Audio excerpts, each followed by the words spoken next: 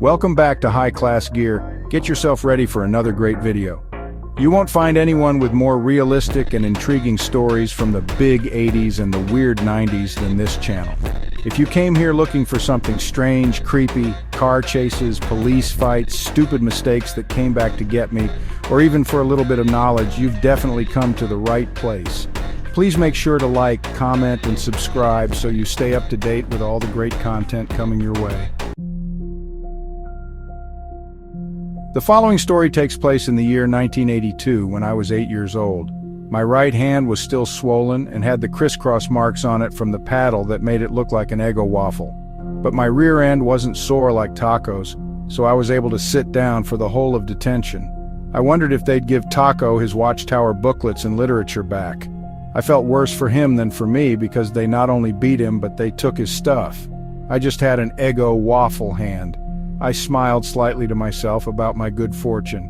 "Hey, are you headed to the bus routes? I think they might be taking off. You're late. You were in detention, weren't you?" I looked over and recognized the guy. It was Neville. He was the guy from the morning class punching the air about the nukes and bragging. How could I forget that guy? "Yeah, that's right," I answered him while holding my book bag with my regular-sized left hand.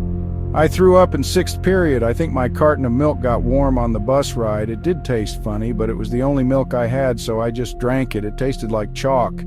I've been in the nurses since then. What's wrong with your hand, man?" Man, this guy was nosy. First, he tells me info I never asked about. Now he's in my business. I was taught not to be rude, so I kept my conversation courteous but short. "I wasn't up for the flag salute," I offered weakly. "Oh, you and the Jehovah's Witness kid from the morning, so you sat down for both? That's crazy." He laughed while shaking his head, and we both headed out the double doors to the bus route lane. "Shit, I think we missed the last one, man. We're stuck here. We gotta make a call home. Parents are gonna be hot. Wait, maybe one of the buses on the way back to the depot will stop back through. It's worth a try before we call home. What do you think?" Neville looked at me, seeking reassurance. "Might be worth a plan. It can't hurt."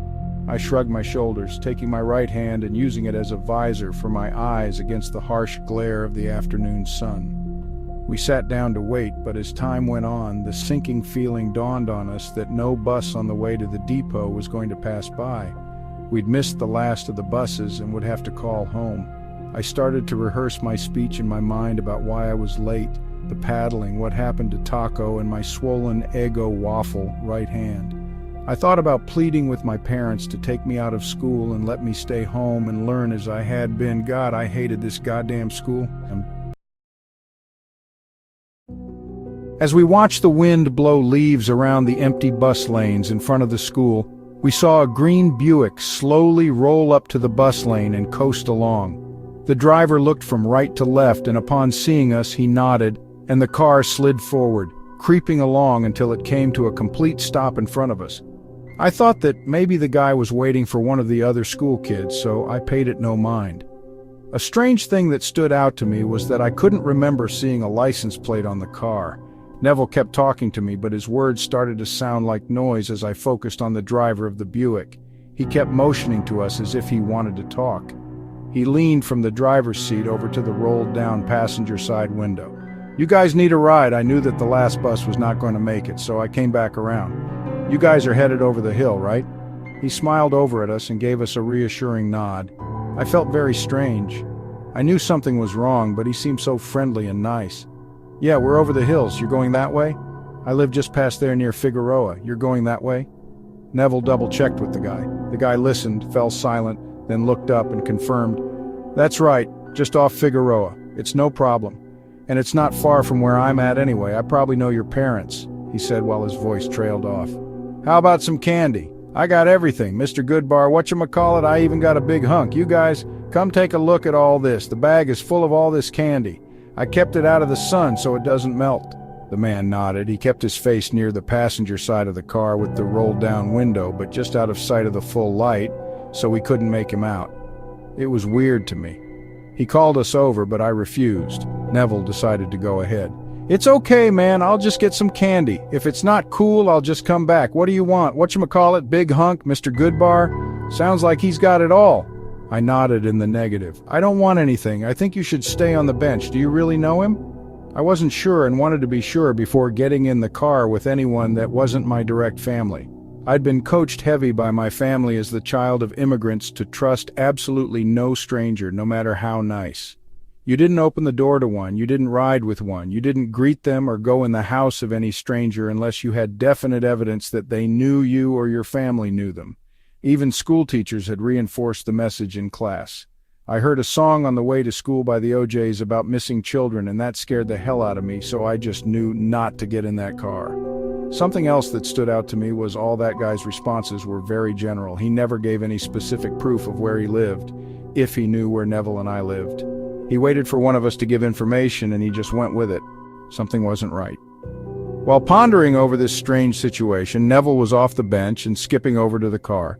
He was at the passenger window in a flash, and just as the stranger had promised, there was a massive bag of candy. Even from the bench, I could hear the bag rustling and see the exposed wrappers of the different treats. Neville turned to me and said, "Look at all this. See? I told you that." And then it happened. The guy grabbed Neville by the throat, then put his other arm around his waist, snatched him and pulled him in the car and started speeding away, his legs still dangling from the window. His shrill voice echoed from the window as the car sped away. I started crying immediately and ran into the office to tell. I didn't know who to alert. I didn't know what I was going to say, but I had to tell someone. Some adults had to know. The first person I approached looked at me with raised eyebrows. I think I must have been incoherent the way I was crying, shouting, and carrying on. At one point, I struggled to breathe and had to pat my own chest. Eventually, I was able to tell what happened to Neville, the guy I couldn't make out. The Green Buick 225 and the bag with the bottomless pit of candy that had been used to lure my classmate. All types of thoughts ran through my mind.